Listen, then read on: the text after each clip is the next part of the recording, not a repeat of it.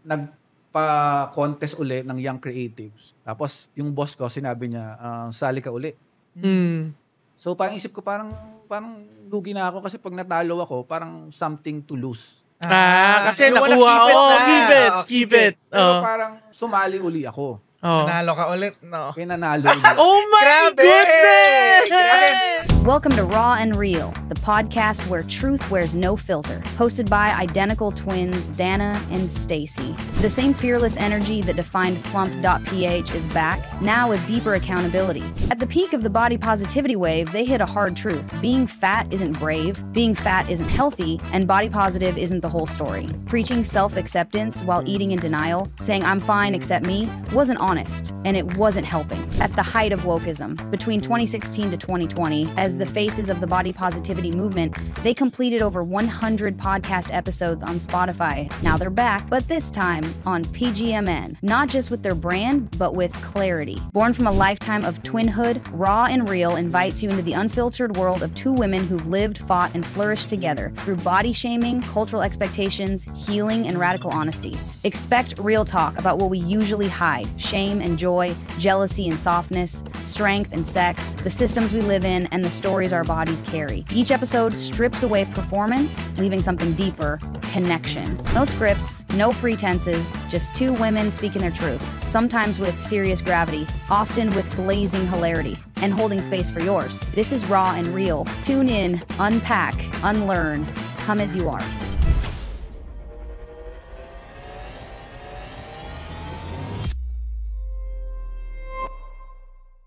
Hi! Hi, Sizzy. I am so excited today because meron tayong... Hindi lang ikaw kakausapin ko today. Wow, yang-iya naman ako sa'yo. Kaya I'm really excited. But, you know, this special guest of ours... I follow him.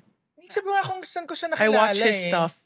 Alam ko. Oh, sige. Can you share? So we have Refresh our my good memory. friend, Bea. Yeah. Shout out to the Bear Regala. Hi, Bea. Yeah, TikTok influencer, plus size girly queen. She's a big fan of this man in terms of creatives and his beliefs.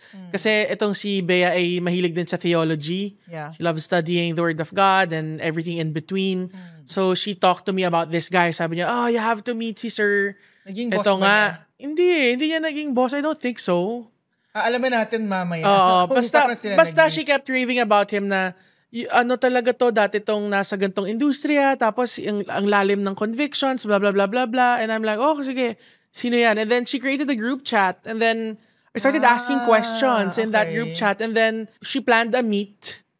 Hindi ako nakasama. I was out somewhere. Okay. And then I followed him. We became friends. I would consult with him. Basta parang random lang, chat. So online friends. Online. But I saw him also evolve as a regular netizen to someone who is now really consciously creating reels about his faith and breaking down certain ideologies about Christianity. And using his voice, no? Ang dami. As in, ang dami. Pati yung mga taong nagre-react sa comments niya, ina-address niya ng maayos. And I'm like, wow, galing. Yeah, actually. So, ang naalala ko naman is, I remember just vaguely Bea talking about him bilang ad man. Diba? Kasi background namin, if you guys didn't know, we're also, our first jobs were in Yahoo Philippines as marketing people. So, digital talaga tayo. Eventually evolved into advertising. I became a copywriter and then... So, parang yung laging akin is, it's just, parang may internal conflict kasi sa akin. And I wanted to talk to someone in the industry who can relate. Parang sa circle ko noon, in the sphere or where I was working, wala akong makausap about it eh. It's just not their thing, or they don't really bother thinking about it. Kaya ako parang daming hugot sa kaluluwa. Kaya mo na namang iniisip. And so I started following him on Instagram. And yung mga posts niya doon, I was like, this guy gets it. Parang I really, love to sit down and talk to him. And what a privilege to have that now. Right. It's the first time we're ever gonna be talking to him in person. Actually, wala siya na-meet. Like, live in the flesh. So, we are so happy to welcome JP Quizon, our first guest here in Raw and Real. Good day. So actually, he is also a TikToker. Yes, creator, yun nga. and may banda din, rockstar yan. Rockstar na artist pa, ang dami The namang Boom ginagawa. Rockets. Yan. Yan, pero mamaya na natin pag-usapan yung kanyang musical career and but this is gonna be a 2-part episode. So for now, I want us to talk about your life in advertising, sir. Yeah. How did you start? How did you start in advertising, JP? Wala talaga akong idea nung bata about advertising or anything. Pero ang base ko kasi is I'm an artist. Parang bata pa lang ako. Of course, my papa is an artist. Pero hindi siya naging career. Hobbyist, gano'n. Hobbyist. Ang galing talaga niya mag-drawing. Tapos parang yung training niya sa akin, parang nag-lead na nung bata ako, nung elementary, sumasali ako ng mga on-the-spot painting contest. Wow. Ano ba yan? Oil pastel, gano'n. Yan. Cray pass. Yun ang tawag dati. Cray pass. Tas may kamay, tas may earth. Yan. Okay. Parang mga kasabay ko nun sila CJ De Silva. Wow. Sila Antonio Toto. Pro Milkid. Yun yung mga big names doon. Sa art. Sa arts. I-shortcut ko na lang. Then yung lumalaki ako, parang ano yung trabaho na pwede dun sa ka-align pwede yung pagkaperahan to. With this poster skill. yeah. And then parang of course drawing, sumasali ako sa mga yung mga editorial cartoon. Mga press meet ba tawag doon? Tapos pupunta kayo sa kakalabanin niyo yung mga ibang school, editorial cartoonist sa Barangka Elementary School. Okay. So parang ganun lang yung life ko hanggang sa high school. Tapos parang may nagsabi sa akin na isang friend na mayroong College of Fine Arts. Pagdating sa College of Fine Arts, parang doon ko na nalaman, hindi lang pala siya painting. Meron ding vis communication. Yun, visual com. Na parang papunta doon sa advertising. Tapos pagdating doon sa college, kinuha ko yung Viscom. Kasi parang ganun lang plain. Ito yung align, marunong ako mag-drawing. Ito yung course na align sa talent hindi mo na ko. It's very simple trajectory. It's either mag-painting ako or mag-Viscom. So nag-Viscom ako. Then parang from doon, yung girlfriend ko that time, na asawa ko na ngayon, yung brother niya is taga Macan Erickson.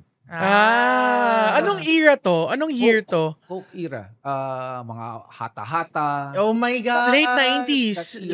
Late 90s. So, tapos kapag nag-shoot yun, minsan sasama kami. Tapos parang, ganito pala to. Mga catering sa shooting. Minsan naatin kami ng mga workshops, ng mga Mac workshop. Sama kami. Parang, and then, yun din yung parang first na exposure ko on advertising awards. Nag-Araw Awards na ako. Okay. In fact, nagpa-contest yung Nescafe. Parang student art ad making. Okay. Uso yan eh. Uso yan nun. Nescafe. Saya nga eh. During nung college kami. 4th year. Pag-graduate na. Ano, parang poster ad, ganyan? Gagawa kami ng ad. 3 kami nun. For Nescafe. Apple Santa Maria. Grupo kami. Dan Jeromo, si Spider Dan. Ang Kiko Machine. Tapos ako.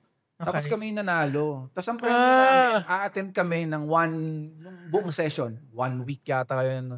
Sa Ad Congress. Sa Wow! Students doon. So imagine mo, wild. Hotel. Galing. With that exposure, parang, sige, ituloy ko na to. Sa bagay. Nga naman. Tapos, parang my first ad agency ay sa Leo Burnett. Wow! Ahensya ng Yahoo yan. Talaga. Leo Burnett. Tapos, ang unang creative director ko doon ay si Badong Abisamis, na siya na ngayon yung parang head sa Gigil. Yun yung galing ng mga lore. Gigil. So basically, sasagutin ko yung tanong mo, wala akong idea about advertising. Okay. Parang naganap lang ako ng ano ba yung magmamatch dito sa drawing. Ganun pa dati. Yeah. Drawing. And then, advertising. And just doors opening for you. It's amazing. When you look back. Diba yung girlfriend mo, na yung kapatid niya, nasa Macan. Okay. Doon ako nag-intern sa Macan. So, wow. meron din akong internship exposure doon. Tapos during that time, parang ginagawa yata nilang campaign is yung Coke Cherry. Cherry Coke, I love that. Johnny Delgado ad. Parang ngayon, nandun ako, I'm part of the creative What's team. your role talaga? Art director. Art director! Wow! Grabe. So, paano mo nagamit yung drawing doon? Parang sa mga boards, storyboards? Kasi before, I believe wala na ngayon. Before, merong pang pinaka quote-unquote, of course, sabihin ko, loosely, mababa is the storyboard artist. Okay. So, nagsimula akong storyboard artist. Tapos, aangat ka into junior art director, tapos senior art director. May ganun. Kasi pag storyboard artist ka, you just render what's told to you. Oo. Parang ikaw okay, drawing mo to. Parang ikaw yung AI, manual AI ka. Ipaprompt ka. Ako yung JP, drawing mo to. Ganon. Lalakad naman, nakakulay blue ang damit na may hawak na bote. Gets mo. Gusto mo yung metaphor ko doon? Oo, magaling din. Tama. Fairness AI. Yeah. Oo. So, during this time, ilang taon ka niya nung full-time ka na sa Leo Burnett? Kasi early 20s. Pagka-graduate Jump ka agad. Oo, parang mayroon agad akong... Nakaabang. Kasi nga parang by God's grace, nung time na nagustuhan nila yung performance ko sa internship. Kaya na-absorb ka na? Actually, makan yung internship ko eh. Right, pero right. parang nabalitaan sa... kaya kinuha si Leo ka na. Burnett yung kumuha. How was it like entering advertising as a earner? Employee ka na nito di ba? Hindi ka na college nito. How was it like entering that industry? Parang una sa family. Kasi 'di ba pag tinatanong, anong trabaho mo? Sa advertising po. Anong ginagawa mo? Gumagawa ng commercial. Ano ka, director? Ay, hindi po ako director. Parang the confusion within the family kasi parang sa circle ko, parang wala. So, gumagawa ka ng commercial. Producer ka. Yeah. Isama mo naman tong pinsan mo. Baka Si Khaled. So, parang yung topic na yon sa bahay or sa labas sa kamag-anak, parang alien. Wait, hindi pa ba ganun kasikat yung advertising industry niyan? Hindi, parang golden peak pa lang siya baka sa circle ko, sa family ko. Kasi parang parang bahay namin sa urban poor community sa Pasig. So parang that demographics, that psychographics, parang talagang yung alien to them. Yung nag-UP ako, parang anong course mo? Fine arts. Naku, walang pira dyan kapag walang kang lagi naman. Parang gano'n. Okay, I see. Tapos pagdating naman sa pagpasok doon, parang ang saya eh. Kasi parang kita mo, may maglalakad na artista doon sa lobby. Yun. Siyempre, di ba? Tapos batang-bata ka, parang wow! Tapos parang nandun si Eric Mati, ka-meeting ni ganito. Oh, wow. Oo. Remember, parang tayo rin naman sa Yahoo. Remember when Edu Manzano was in the office? Tapos parang lahat tayo, oh my God, so celebrity niya. Yeah. Tapos syempre, parang you are exposed to award shows. Kasi nga, di ba, parang college pa lang ako meron ng araw awards exposure. Yeah. Parang ikaw naman parang, trophies. Yeah. Makukuha ko rin yan. So parang, status tapos parang, talaga siya, parang that times, it's so glamorous. Right. Tapos biglang magugulat yung parent, again, nasa urban poor community ako, biglang may pupunta dung van, susundin. Andyan po si Sir JP. Sundin ako kasi may shoot. May shoot, okay. So, parang, nakakatuwa. I mean, and I'm sure nakaka-boost ng confidence na, wow, I'm here. Oo. How did it ever get to your head na parang advertising ako? Kasi ganun may mga pero ganun. andito na ako ngayon. Oo, kasi parang high school ako. Parang hindi ako yung favorite ng mundo. Kasi by that time, nung high school ako, parang ang uso doon yung mga may hati yung buhok. Parang Patrick Garcia. Unang-una, wala naman akong ganung buhok. Ganun physique ko. Ang uso doon dati yung mga heartthrob ka pag marunong kong magsayaw. Yung street.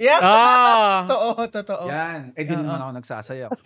Tapos nung time na yon, masasabi ko, parang medyo weird na yung mga gusto ko. Kasi parang ang uso nun, mga mula sa puso. And no one parang understands mga Beavis and Butthead. Parang ganun. Pinapanood ko. Parang weirdo to. So, maski sa mga... Hindi ka kasi mainstream.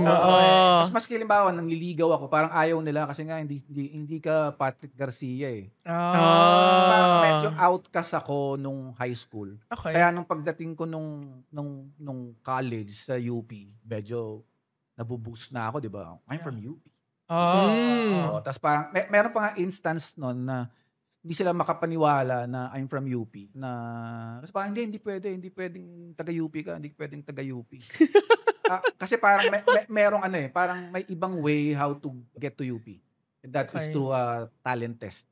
Kumbaga talagang papag-drawingin ka, ito yung team, ito yung drawing ka. Parang parang an hour test about, I believe, may talent test sa music. Okay, yes. Conservatory. May talent test sa kinetics yata, sa sports. May talent test sa fine arts. Fine arts. Oo. Parang nag-announce na ng mga passer sa UPCAT. Hindi nila alam, may iba pang way. So, hindi sila makapayag na, hindi pwedeng pasado kang UP. Na-convince lang sila na pasado ang UP nung andun na ako sa banda ko na Kiko Machine. Tapos parang ina-announce na, it's a band from UP. Okay. Anyway, parang nanggaling ako doon sa, sa sitwasyon na yun na parang I'm so insecure. Parang ma-pimples pa ako dati. Parang sa social hierarchy, medyo mababa, ganyan. Tapos bigla akong nag-UP. Tumataas na yung points. Tapos bigla akong nag-Libernet Manila. Tumaas. Tapos biglang, kasama ko si Eric Mati kahapon. Ayan. Kung yung question mo kanina na lumalaki ba yung Or how did it change you? Parang una yung kita, di ba? Pag kita ka na. Puro from that insecure kid. Yeah. Talagang babaguhin ka niya kasi parang finally nakakakuha ka na ng sense. Found your place in the world. Sense of confidence. Right. Status. Na parang di nyo na ako kakawawain ngayon. Yeah. Tapos parang di nyo ako naintindihan dati. Hindi talaga nyo maintindihan. Kasi ang mga magaling ako. Ang mga tropa ko ay Yan. Sila creative dito pala director. ako. Belong. Actually, yung feeling na yon, admittedly, nag-start na yun ng UP. Hindi talaga ako maintindihan. Kasi ang quality ng utak ko ay pang UP. Scholar to. Bigla ka pang... tumaas pa ng tumaas. Bigla ka pang best thesis nung batch ko. Wow, lalo ng best yan. thesis ako. Parang, cum laude ka, best thesis ako. parang that competitive, parang Siyempre. kasi insecure eh. Yan. You wanted to prove something. Tapos biglang, taga-Libernet ako. Ang hinahandle ko ay McDonald's. Meeting ako sa mga leaders, sa mga di ba? So talagang talagang confidence boost. Oo, talagang yabang kong yabang. Did your girlfriend see the change and did it affect your relationship? Hindi, rin kasi siya eh. Same kami na taga-UP rin siya. Tapos nag-lead siya, yung unang nag-ahensya, tapos sumunod ako. So parang sabay rin kami ng trajectory. So parang siguro dahil nga sobrang kumbaga nasa harap namin yung bawat isa. Yeah. Hindi namin nakikita na teka yumayabang na tayo. Yumayabang. Parang sa kanya nag-grow si JP. Right. Exactly. Growth, ganyan, sa corporate. Okay, so interesting you said that. So, kailan yung turning point na parang, nire-assess mo yung sarili mo na medyo laki na pala ng ulo ko? Ay, maganda to. Kasi, okay. After nga nung pagpasok, imagine mo nanalo ako ng ad competition, college, di ba? Tapos pagpasok ko ng ahensya, siguro mga 6 months, nagkaroon na ako ng mga ad of the month. Dati, wow! Dati may mga ad of the month pa. Tapos after nun, talagang awards after awards. Yeah. To the point na nagpa-contest ng Young Creatives. Tapos kami ako yung nanalo. Dalawa kami, team copywriter, tapos art. Tapos nanalo ako. Tapos ang premyo nun, kayo yung magre-represent sa Philippines sa Cannes advertising. Sa Europe. So, wild! Wait, anong ad to? Kwento mo sa amin, anong ad to? Yung una, hindi, parang on the spot, bibigyan kayo ng okay. client. Okay. Grabe.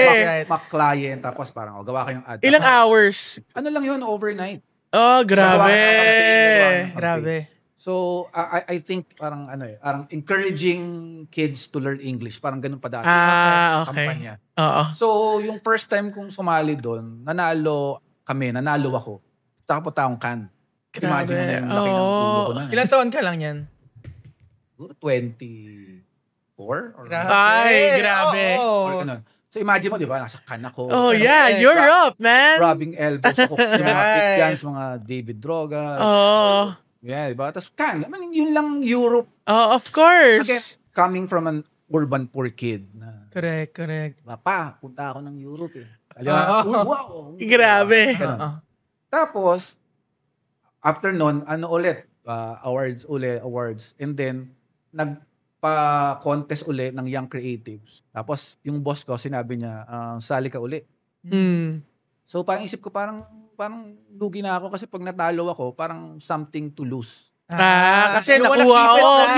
Keep it. Pero parang sumali uli ako. Nanalo ka ulit, no? Kaya nanalo uli. Oh my goodness! Again, para lang klaro kasi baka yung kakapanood lang nito tapos makita na lang nagyayabang. Hindi po, mayroon pong leading towards ano. Ito po sa iyo. May fall from grace. Nanalo ako. So imagine mo, 2 That's times. crazy. Para kang si ano niyan. Si Kaloy. 2-time. Diba? Parang wow. Under my belt, diba? Parang, tapos yung second time kong pumunta ng Europe, kasi dati, parang, doon lang ako sa Cannes. Tapos after, umuwi na ako. After itong second time, pumunta na akong Amsterdam. Yeah. Sumaid trip na. Saya. Oh my gosh. So, again, imagine nyo lang yung yabang na na-develop. Correct. From this insecure kid. Right. Na ikamukha ni Patrick Garcia. Tapos biglang 2-time Cannes. Grabe. Okay. Grabe. So, papunta na tayo dun sa tanong mo. Paano? Okay, sobrang, siguro, malaki na yung ulo ko. Hindi siguro, malaki na yung ulo ko. Tapos piratable ka na. Yeah. Nagagawa na. Siyempre, ang tanong mo dyan, magkano? Oo. Yung mga tanong mo dyan eh. Wala naman nagtuturo sa akin. Basta, malaking nito. Tapos may nag-offer sa akin ng position sa isang ibang ahensya naman. Sa simula natin, hindi na magsalita ng ahensya kasi I'm sure mamaya sige. medyo magiging delikado. Sige. May nag-offer sa akin ahensya. In short, kinuha ko. Pagdating doon sa ahensya na yon, parang hindi nag-work yung mga techniques ko. Okay. Hindi nag-work in terms of awards. Okay. Parang iba yung nila. Hindi na nanalo. Kasi iba rin yung kanilang parang binavalue, iba yung kanilang sistema doon. Right? In short, parang they are not really a company na hindi naman talaga going towards award. Pumunta ako doon. Ano mo, reason ko ba't ako pumunta doon? Babaguhin ko ang company na to. Yeah. Gagawin ko silang award winning. Hindi nag-work. At saka hindi nila goal. But at this point, how long were you with your previous agency? How many years were you working with them? Yung previous. Yung sa Leo Burnett. Medyo matagal. Medyo tagal din eh. A decade? 7. Pero hindi naman pangit yung breakup mo with them. Hindi. Maayos naman. Parang, di ba kasi, you want growth, ganyan. Nung time na yun, uso yun eh, na parang jump ka na. Siyempre, saka 7 years, tagal na. Pati yun nga, ako, admittedly, nung time na yun, parang meron akong gustong patunayan eh, na parang, ang inisip ko pa nun, kung pupunta ako sa isang ahensya na hindi naman ma-awards, tapos biglang naging award-winning. The glory goes to you. Yan. Tama. So, ganun. Di pumunta ako doon. Di nag-work. Tapos napo-frustrate na ako. Napo-frustrate. Parang, may nakapansin din na isang tao na taga-ahensya rin na, napo-frustrate ka na dyan. Office mate mo doon? Sa bago. Sa bago. Doon sa lilipatan ko. Dito ka na sa akin. Gagawa tayo ng award. Sa akin, yun? Music yun. Finally. Di ba? Finally, baby. Back in the game. Parang gano'n. Umalis ako doon. Pumunta ako dito sa ahensya na to. Ikaw sabihin yung pangalan. Pumunta ako doon. Okay, sige, gagawa tayo ng award. Kasi parang sinasabi niya sa akin, align tayo ng goals. Vision. Tutulungan kita. Okay. Tapos, pero yung nilipatan ko, iba pa rin yung ideology. Parang hindi rin sila gaano sa award. Okay. So imagine mo, nakaka-frustrate. Yeah. Akala ko gusto nyo ng award. Alam ko paano gumawa ng award. Alam ko. Madami ako niyan eh. So, biya kita isa. Di ganon. Hanggang sa, okay, parang ito na. Meron kaming ginawa. I don't know kung alam nyo yung aware kayo ng mga scam ad na tinatawag. What's that? Di siya sanctioned or di siya summoned by, di siya hinihingi ng kliyente. Pero gagawa ka ng ad Na of course dahil nga di naman walang client restriction, parang Yun yung freedom. isasali mo sa award. Oo, tapos yun yung sasali mo sa award. Pero walang alam yung client about Pero yung iba kasi ginagawa yon, pero ipapaalam nila yon sa client. sa client. Tapos si client, go ahead, basta wala kaming gagastusin. Right. Diba? Ganun may time na yon, ganun usually. Gumawa kami ng ad. Sa plano, gawin na lang natin to. Pag lumabas na, paalam na lang natin. Nanalo na. Or pag nanalo na, paalam na lang natin. Ayun lang. Sumabit, no? Paalam na lang natin. Okay. Di lahat ng kaalaman ko nalagay ko doon. Production, design. Ito yung Ito aking. na yun. Itong aking pagbabalik. Back in the game. Nilagay ko, di ba? Tapos talagang lahat. Photographer, kaibigan ko. Halika, dito. Kasi wala nang kinalaman si client eh. So lahat ng gastos akin. Imagine mo, ganun ako kahayok sa photography, PD, Yan. lahat. Ito pa. Kailangan lumabas siya sa publication eh. Naghanap ako ng mga obscure na mga gazette sa mga Pampanga, Pampanga subdivision. Crazy. Yang mura doon ng kasi di ba, Gazette. ang kailangan lang naman ay lumabas yung ad mo sa isang So, itinetechnical publication. mo na lang. At this point. So, magkano yung placement dyan sa Pampanga subdivision dyaryo na yan? Parang parang 5,000 yata, parang full page ka na. Mura Kuha ko yan. niyan. Series, tatlo yung kinuha ko, di 15K, di ba? Okay. Di okay na. Ganda, basta talaga. Hindi ko na sabihin yung brand. Pero ang ganda nung gawa ko, di ba? Okay, true enough. Yung sinali nung boss ko that time, sinali niya sa isang award show. Tapos maya-maya tumawag sa akin.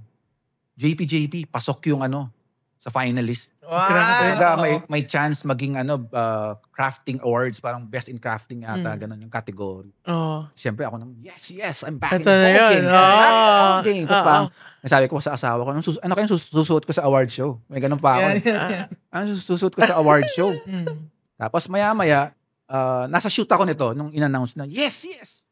Naalo uli ako para makita uli nila. Akit uli ako ng stage. Ang context nun, akit ako ng akit eh. So parang biglang nawala. Parang, hindi ako payag na laos na ako. Yan. Ganun, di ba? Tapos maya-maya, na ako. Simul pala, yung CEO nung ahensya na yon tumawag dun sa kliyente. Alam mong sabi, uy, congratulations! Your ad sa ganito ay finalist ng ganyan. Sabi dun ng kliyente, we don't know that ad. Oh my gosh. Actually, we don't approve that ad. Kasi parang, parang pinapaalam na, pero hindi pasok sa brand equity. Right. So imagine mo, di ba? Tapos after, yan eh. Oh parang, my goodness. Imagine mo yon. Imagine mo. Tapos, ang ginawa nung CEO, pina-pull out yung sa award show yung, Entry mo. entry. Oo. Imagine mo, parang Finalist. Oh my gosh, I would wither. Pina-pull out. Di ako naman parang, nanalo na nga kayo. It's just a matter of ilalaban nyo na lang eh. Parang, parang, kasi sa ibang ahensya, ginagawa nila, parang nililigawan nila yung kliyente. Tapos siguro, i-dinner somewhere. Go wine and dine. Payagan mo na. Kami naman yung gumastos eh. Right. Itong kliyente na to parang, hindi namin pinapayagan yan. So, pinull out. Kinabukasan, doon ako sa office. Pinatawag ako ng CEO. Siyempre, ang argument ko nun, pinayagan ng CD ko eh. Parang yung CD yung pagalitan mo. That's my... Kahit idea mo lahat yan. Oo. Pero kasi, hindi ako yung boss. Kumbaga parang... may go signal pa command, dyan eh. parang... in-approve, kahit naman gusto ko eh. Kung di man in-approve ng true. CEO ko. Okay. Ganon. Parang sabi ng CEO ko na, pero JP, hindi ganito eh. Sabi ko, di ba gusto niyo ng awards? Di ba gusto niyo maging award-winning? Gusto niyo i-transform into an award-winning place tong ahensya na to? Oh my God. Ito, ginagawan ko na ng paraan. It's just a matter of ligawan nyo lang yung client. Wine and dine yun ha. Tayo naman yung Close the gumastos. deal. It's just their approval. Ganong ginagawa ko dati. Ganong ginagawa ko dati, ganyan. Sabi ng CEO. But not in my place, JP. Not in this place. So imagine mo yung parang talagang parang, Ouch. ano na ako babalik na ako dun eh. Oo nga, so close. I can almost taste Babalik it. na ako dun. Parang paakyat na ako ng Stage. stage. Kuha na ulit ako ng trophy tapos mapi-Facebook ko uli yun. Parang, Yan naman eh. Again, nanggaling din kasi ako na yung time na yun, my identity talaga is really in my Career. creativity and career. You know, award-winning ako di ba? Yeah. So imagine mo yun. After nun, dun sa pinagtatrabuhan ko, parang ano na lang ako. Sige, ano man kailangan? So talagang ano ako, parang Robot na lang. Na-deflate ka na. Parang wala na ako kinakausap. Wala na ako, Oh, man. Tapos yung mga ginagawa naming ad nun, mga ad na siguro sa standard ng mga award-winning people, pambobo. Yung parang, kumain kayo, napakasarap. Ganun. Tara na, yun na. Ganon. Okay. Walang depth. Ganun gusto nyo? Di Sisiw yan. Kumbaga parang, ginagawa ko na yung job ko ng ganun. Right. Okay, imagine mo yung ginagawa kong ganun na yung, bumili kayo, masarap to. Bili na. And then, siguro months, parang tumawag yung kliyente doon sa boss. Oh. Tapos parang, congratulate yung grupo namin na gumawa nung, bili na, tara na, bili na kayo nito, ang sarap. Congratulate kasi ang taas daw ng sales nila. So ako, syempre parang naglalaban sa akin na, pangit naman yung ginawa namin. Ano ko doon? Bumenta yun? Pangit naman yun eh. Hindi naman yung maganda. So parang, unti-unti parang doon, teka, bakit hindi ako happy? Happy yung kliyente. Maganda raw yung sales nila. In fact, ililibre pa nga nila kami ng dinner. Yung the whole creative team. Right. Pero hindi ako masaya. Bakit JP? Bakit? So Ayun. doon, from that parang, teka, masaya yung kliyente. Ba't di ako masaya? Correct. From that dialogue sa isip ko, parang saka na ako parang lahat na nung, teka, may mali eh. Yeah. So, masaya yung kliyente. Bakit yun ako naman yung lungkot? goal eh. Bakit? Tapos diba? bumabangga-bangga na yun. Tapos parang, eksakto din nun, nung time na yun, bagsak eh. Nahanap ka rin ng ano, di ba? Pagdating naman sa faith, attendee ako eh. Imagine mo nung nag-scam ako, attendee ako ng church, attendee. Pero nung time na to, parang bigla akong maghahanap ka na ng ano eh, meaning, purpose. Right. Tapos parang, yun din yung time na parang, yung down, na parang broken ka eh. Yun din yung time na parang, yung journey ko sa faith. So, yun, dun nagsimula yung parang naisip na, na-realize ko na, mali yung ginagawa mo, JP. Parang, kalokohan yan. So parang lahat na nung... What do you mean mali? Una-una, yung motivation ko, masasabi ko na, I was parang trained to be award-centric. I was trained to be competitive. I see. Ano ba yun? Number 1 ad niya. Dapat ako yan. Parang alam mo yun? Parang that's my... Kumbaga parang okay. Greedy na. Hungry. I will not say na parang may nag-train sa akin. Pero parang yung mga bagay sa paligid ko that time, maski mga tao, maski mga... Sistema, ganyan. Parang it's really grooming. Ayun. A competitive, narcissistic kid. Na conveniently galing insecurity. Yun nga. Madali mong i-feed yun ng ano eh. Yun. Baka laos ka na. Baka laos ka na. Isip ka pa ng maraming ano. So yung simula nun, doon ako lahat ng mga creative ideology na binombard sa akin mula nung simula ako sa ad agency, yun na, ako, na-analyze ko na, parang nire-reassess ko na. Question mo na. Totoo ba to? Hindi mali ito eh. So imagine mo, during that time, nagkaroon ako ng notebook. Naging hobby ko noon, makikinig ako ng mga advertising interviews, advertising talks, pati mga talks. Tapos habang nakikinig ako ng may notebook ako, tapos nilista ko yung sinabi niya. May sinabi siya na quotable quote. Tama ba yun? Kasi ko yun.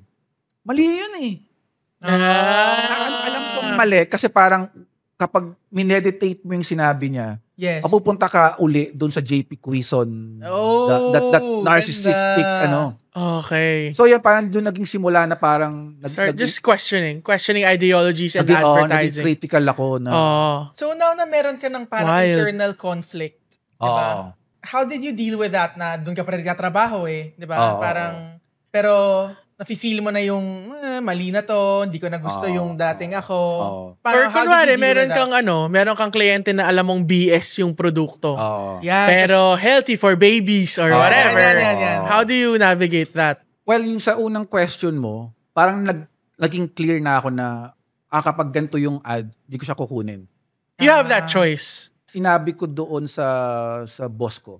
Kapag gagawin ko lahat, pero kung yung ito, hindi ko to gagawin. Bawa may isa kaming account na parang bumabangga sa conviction ko, hindi ko gagawin to. Okay. So may part na kinaklaro ko na. Pero kasi may mga panahon na absent si ano eh. Ayun, kailangan saluhin. So parang, of course, na-experience ko yun na, absent siya, no? Wala, ganun talaga. Oo, syempre. Team player ka pa din. So, okay. May mga ganong mga instance. Oo. Tapos, ano ba isang tanong? Yung how did you deal with the internal conflict? Oo, kasi doon ka pa din nga naman nagtatrabaho, tama. Yun, merong way din kasi na parang pumunta ka doon sa conviction mo. Parang doon ko rin natutunan yung paano balancing act. Mag-balancing act. Na parang, hindi ka kasi pwedeng puro passion din di ba? Kasi may sistema pa din. It's still the advertising industry. That's why masasabi ko na napakahirap nung sitwasyon doon. Kasi parang gumigit na ka eh. Exactly. Super. Gagawin ko, parang punta ka dito, hindi. Punta ka dito, hindi. Yeah. Makasalanan ka naman. Punta ka dito, parang compromise. So parang, alam mo yung hirap na yun na parang araw-araw yun. Yeah. Na parang, sabi ko nga, every time nagpe-prayer and fasting yung church namin, parang, yun lang iniiyak ko, Lord, may iba pa pang trabaho para sa akin. Tapos, ano yun, every year yung ganun prayer, Lord, may iba pa pang trabaho para sa akin. Sabi ko nga, Lord, kung gusto niyo ako mag-tricycle driver, I don't mind. Parang gusto ko lang ng simpleng buhay, kakain yung pamilya ko. I don't mind na. Sabi ko nga, punta kaya ako ng Batangas or Laguna, tapos magtrabaho lang ako sa munisipyo. Andyan ka na no? Andyan na ako. Pero syempre, parang, dito ako parang, that's how I navigate. And, di ba sabi ko, mayroong boss na nag-approve. Pero, to be fair, dun sa ahensya na yon, iba rin talaga yung ideology. Remember yung CEO na, not here. So, ayos yun. Ayos naman, parang nag-jive na rin ako doon sa values niya. Agency na yon. Oo. O kumbaga parang ako yung labas sa ideology nila eh. Noong una. Coming from the di ba? Coming from the CEO na, not here JP. It's not in my office. Oo.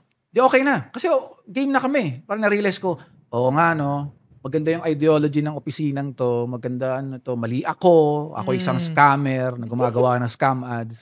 Mali ako. Di ang saya ng buhay. Yeah, ang saya dito. Okay. Ganun naman naramdaman ko.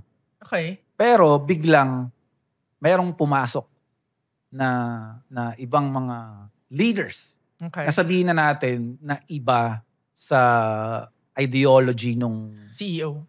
Ng opisina. Na parang they are parang injecting their, sabihin na natin, creative ideology dun sa ahensya. Na ironically, yung ideology nila, kung saan ako nanggaling. Yes! Ano ba yan? Yes! At inescapable. Parang ano na ako, parang I'm a changed man. Hindi na ako about awards. Yan. Biglang may pumasok. Sabi na pumasok, isip kayo about awards. Importante ang creative reputation. You know what? Awards matter. Awards matter. So parang awards matter. Pero doon, kilala nila ako as kumbaga parang yung change naman internal pa lang. It's not really announced. Okay. So parang yung pumasok na yun, akala niya award si hungry JP, ka pa din. Award guy to. Yeah. Kasama ko to. Parang sa tumagal yung panahon, parang naging critical ako sa kanya eh. Kasi nga, kini-question ko na yung mga kini-question ko na yung mga talks eh. Sis, okay ka lang ba dyan? Sis, parang PTSD ka ba? PTSD ka. Critical na ako eh. So pag may sinasabi siya, na-analyze ko na yung sinabi niya. Kasi sa interview niya, napanood ko yun, ina-analyze ko na yun eh. So meron agad ako sagot. Ganun ba? Hindi ba dapat ganito, ganyan? Tapos parang naging parang in a way parang rebellious. Ayun. Kini-question mo na kasi lahat. Kini-question ko na siya eh. Tapos parang kailangan ba talaga ganyan dapat? Tapos parang nakakatawa pa nga nun kasi nalaman niya Christian ako. Tapos parang he's using na remember Joseph? Sabi niya. Si Joseph daw. Di ba si Joseph, kahit hindi siya aligned sa paniniwala ni Pharaoh naging siya? Naging Prince. Hindi, naging masunurin siya. Right. Dapat ganun ka rin. Oh! Imagine mo gumagamit ng Bible para... Crazy! Gumagamit ng Bible para... manipulate ka. Sabi ko, hindi. Actually, ang boss ni Joseph ay si God. hindi si Pharaoh. Correct. Diba? Parang ganun.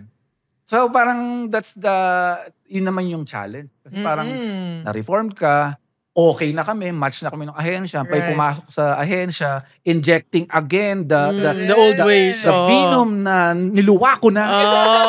Correct. So imagine that struggle. Right. And then, when did you decide to be a freelancer? Siyempre, kung nung time na yon na nagkaka-conflict na ako, wala akong housing loan at wala akong car loan at ako lang mag-isa, resign agad ako dapat. Oh. Yung bahay namin, kailangan kong bayaran. Siyempre. No, seriously. These are real life. family, di ba parang marerumata yun eh. Oo. So ang tawag ko doon parang golden handcuff. Oh. Parang, Ang ganda. parang sabi ko nga sa asawa ko, alam mo kung ako lang to, I don't mind tumira ako sa kalsada, sa streets, patulog sa kumain ng asin. I don't mind. Diyan na siya. Oo. Pero parang hindi, of course, nandiyan kayo eh, family ko. Oh, tatay You have to be ka di ba? practical din eh. Ilang years pa yung bahay. Oh. Ilang years pa yun, di ba? Parang, ito yung ironic doon. Nag-apply ako sa ibang ahensya. Oh. Of course, bit ko pa rin yung dating the past na, si JP, award-winning yan.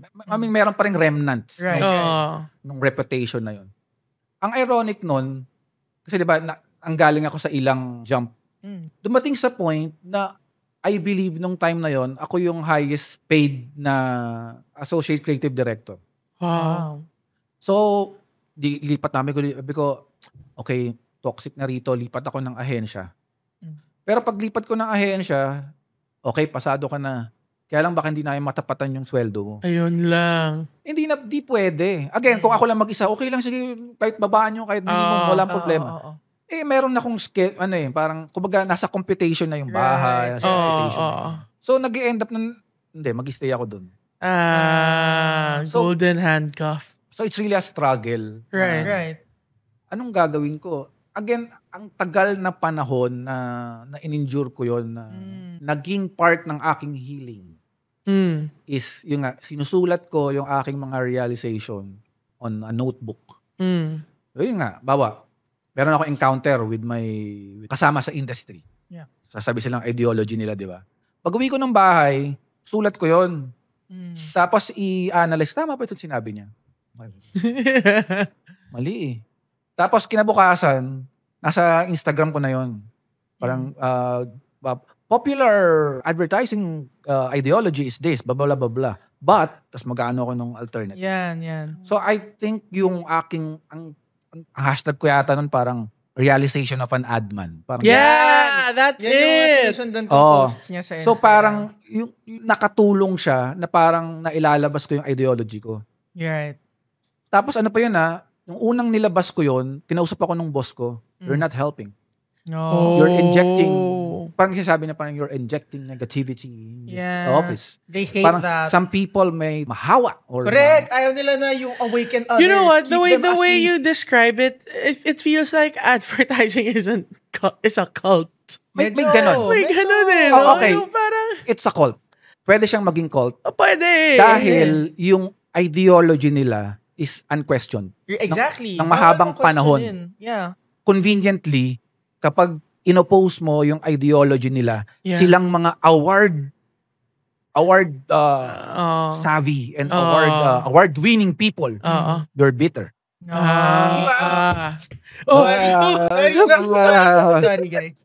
Naalala. You're bitter eh, di ba? Parang conveniently, si JP kasi laos na yan eh. Kaya, Yan, ipapalabasin silang, ganyan. hindi na yan talaga, galit na yan talaga sa award kasi wala na siyang What's makuha one award. ideology that you can give me that is totally like, on the surface it's like, oh, yeah, that makes sense. But if you break it down and write it down in your For notebook, example, I will try to reword it para hindi naman ganun ka-obvious. Pero, there's this ideology oh, na sobra-sobra yung value on the work. Meaning, ang finished product ng adman ay yung advertising. At kapag natapos yung advertising ng maganda, ng glossy, job finish. Job well done. Okay. Ang ganda pakinggan, di ba? Okay. Na parang Nga naman. The work speaks for itself. concentrate on parang pagandahin mo the work, diba? Pagandahin mo. Di ba? Tapos parang hindi siya mag-work sa advertising. Kasi yung advertising is just a tool for the finished work, which is to sell the product, to share the product or the service. Right. So parang hindi end product Yung advertising. tool yung advertising For the end product. for Which the is end to product, gain profit, sales. sales. Yan. So sa kanila sobrang papagandahin ko yung gawa. Oo, kahit crafting. yung product mo, kunwari tae, pero kung maganda mo in-advertise. Parang ganon. Or that's why they don't care na about Health and... or halimbawa, sales or naging popular ba talaga yung ad. Basta artistic. Parang dun lang natapos.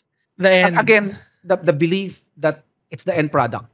Right. Bigla akong tinanong, it's not the end product. It's a tool for the real product. And that is to sell and share it to others. Right. So ang question ko, hindi na ako yung pupunta sa maganda ba yung ad? Ang tanong ko, effective ba?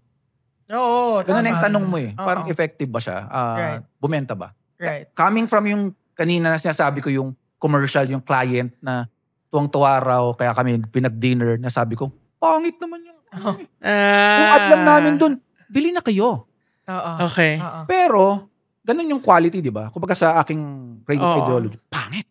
Oo. Sobrang kakasuka. Oo. Pero, it ang works. taas nung sales. Oo. Oo. So, yun, coming from that, isa yun sa mga, of course, ang dami, yan. pero yung isa, parang it's advertising is not an art. Siguro yun. Or parang siguro the way I'm interpreting it is how advertising can be so parang nagta-tunnel vision dun sa pinaka-end ad na wala na silang pakialam kung Yes. ano pa yung produktong ina-advertise mo, kung lason yan, kung poison, kung if it's gonna kill people, the masses, dumb down people, they don't care. Pwede rin Parang, ganon. diba, may ganun Pwede din. rin ganon. The point is, maganda yung ad. Oo. Period. Pwede rin Correct. ganon. Yeah, Right. ganun din. Which is very, yun nga a lot of advertisements, I know, are very misleading din. Yung they hype up one positive thing, even if there's like a list of all the negative things about this product or service, pero hindi, dun tayo sa kaisa-isang saving grace niya, hype it, make it look so beautiful for Yeah. everyone to You know, see. there's this May ganun guy. din. There's this guy I follow on Instagram, and all he does is make everything look organic. Yeah, see, Ang galing-galing niya. Ang galing-galing niya. Yung kahit sobrang toxic nung actual product, and then he's gonna rebrand, add change the logo, label. And then if you look at it on the shelf, parang Oo nga, no? Healthy nga siya. parang wow, how can Pepsi be healthy? Yeah, iniiba niya yung Yung kulay, iniiba yung Ang kulay. galing. It's really the power of advertising. naman, true. Diba? Kaya I like how JP is sharing na itong pinagdaanan niya sa industriya and his life that's like a big chunk of your life too, diba? And a big use of your talents and your gifts na papaisip ka rin eh. Diba? And I think that's not a lot of people go through what you've gone through. Well, also take the time to introspect and question. Ang galing yung biglang sulat-sulat ka na dyan. Feeling ko Meron ka bang alala alala, Stacey? ka ba? May naalala ka ba? next time Actually, na yan. maliban doon, parang dahil nga sobrang in love ka dun sa aspect of creating the ad na dumarating sa point na tinatrato mo siya as your gallery piece. Yun eh. Parang, so, wala kang, kawawa naman yung kliyente. Maniobra mo na yan. Basta gumanda yung portfolio mo. Diba? Yun eh. Tapos parang kahit na alam mong hindi effective yan, pero magugustuhan siya ng peers mo. So parang ganun yung, at least yung sa akin na parang, kawawa naman yung client. Parang di siya nakabenta pero ang ganda ng ginawa mo, glossy yung ginawa mo, nanalo ng awards yung ginawa mo, pero di naman siya bumenta eh. Parang Hindi nga kilala yung produkto mo sa Philippines eh. Parang hindi siya kilala. Naging about ego na, I guess. Naging about portfolio. Tapos yung nga, parang you just want an additional gallery piece sa portfolio mo. Right. So yun, parang yun nga, another is treating advertising as art. Parang hindi ka artist dito. Correct. You're a supplier. Right. Wow. You're a supplier. Wow. And yun nga, again, yung sinabi mo kanina na si ay ChatGPT, si Illustrator, ay ChatGPT. AI. Parang looking back, again, sinasabi ko to as an ad man na ako ay tool ni client para sa art niya. So hindi ako yung artist. Ako yung tool.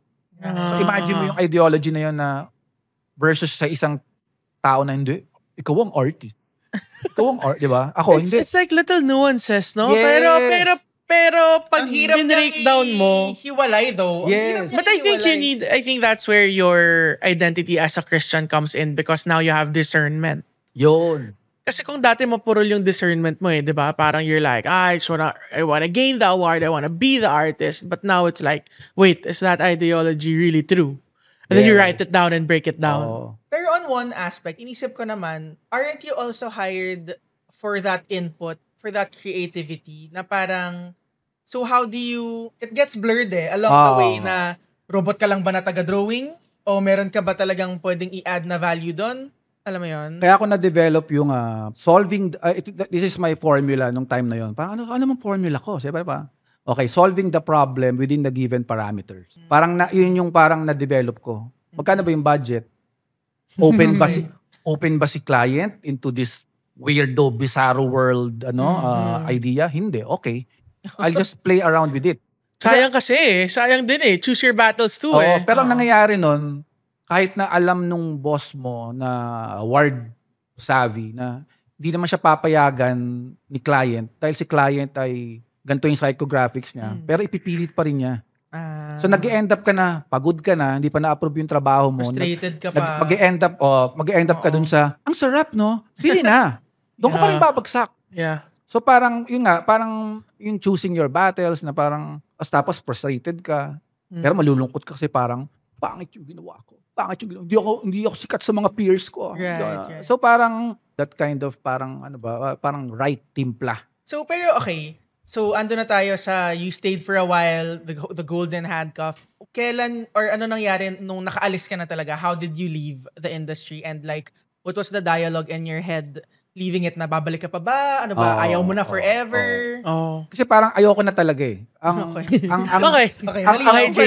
description ko nga nun, kapag nandun ako pababa ng Skyway, papuntang Makati, kasi taga-south ako eh. Pagbababa na ako sa Skyway, andun na yung, ayoko na. No, parang gusto mo na mag-back out. Gusto mo na mag-back out, parang ayoko na, hindi na to mag-work. Hanggang sa, nung time na, pandemic, parang nagkaroon ako ng offer for, ibang-iba naman to, parang creative director sa isang gaming company sa Singapore.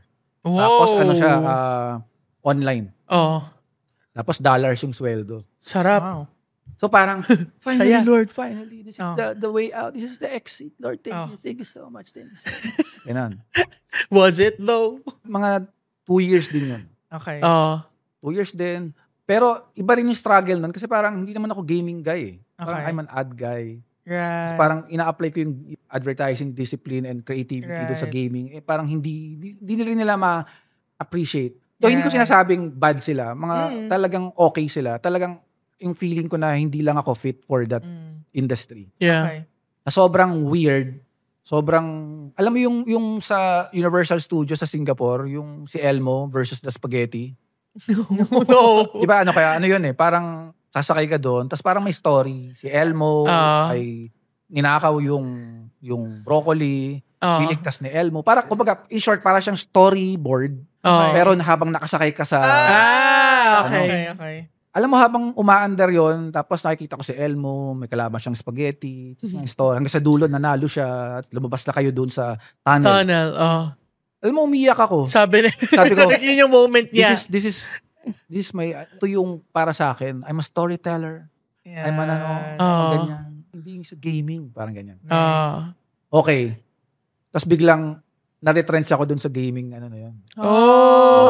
Na-retrench ako. So parang, okay. Pero sobrang, sobrang bait. Ganda ng payment, binigay nila yung ganito. Pero hand of God na yan, yung mga ganyan. So ito na ngayon. Okay, finally. Okay. Lord, wala na ako sa ahensya. Anong gagawin ko? Yan. Okay. Diyan natin muna putulin to. Dahil meron pang part 2 ang interview namin with Sir JP, and you will know kung ano ang ginawa niya after his ad life. And yeah, I'm so excited. Dami pa, Conversation na to. Okay. Remembering so much. Oo nga mukhang... Kailan mo kaya sasabihin sa amin yung kwentong yan? Relax ka lang.